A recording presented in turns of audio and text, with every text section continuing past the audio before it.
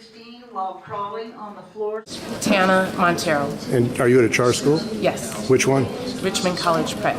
I'm here to talk about having,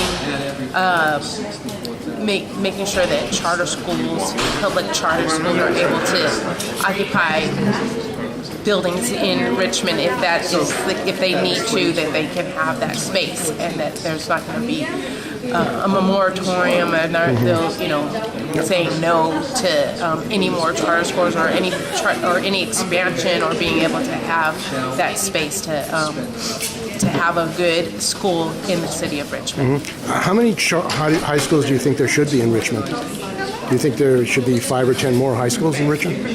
I think that it depends on what's needed with the families. I know that there are thousands of students on waiting lists. No, but I mean, how many high schools should be? There are already a bunch of high schools in Richmond. How many more high schools do you think that they should have in Richmond? I think it depends on what's needed for the students and what they're asking for. And so if there needs to be another one because there's a lot of kids on a waiting list that want to be in a good school, then maybe there should be another one.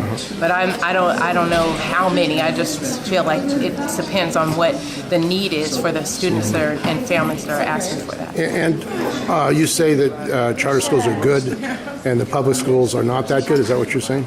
I'm saying that there's a track record of some of the charter schools that are in Richmond. For example, Leadership Charter High School, which is graduating 98 to 100% of their students. On the flip side, Kennedy High is more like 68, 70%.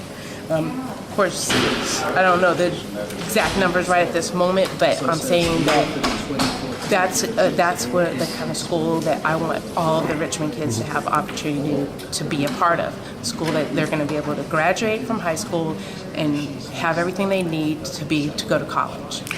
The funding for the schools, the public schools, I mean, they don't have enough money, a lot of the public schools, and they're building new schools in Richmond and around the state of California. The billionaires who are supporting the charter school, California Charter School Association, say they want the solution is more charter schools. Why isn't there proper funding in the public schools that exist that are publicly run? I feel like there is proper funding. I think the LCAT funding is the same money that charter schools are using.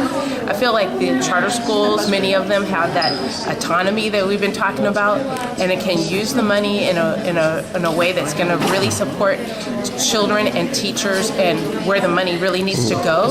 I feel like do you get money from the public? I mean, public money? We get federal and state money. We get so you're getting public money. Yes. Yeah. Don't you think the public should be able to vote on the school board of the charter schools? What? Say that again? Don't you think the public should be able to vote on the school boards of the charter schools since they're giving public money to the schools? Yeah, the public is able to go to those school board meetings. No, I'm talking about vote on the board members.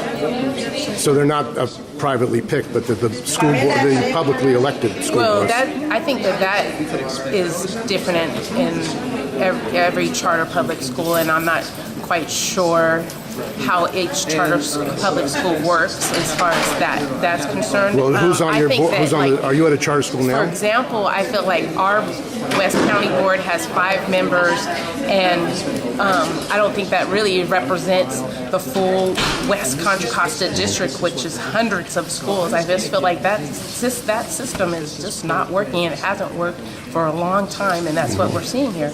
But I got to go. Okay, thank you. What's your name?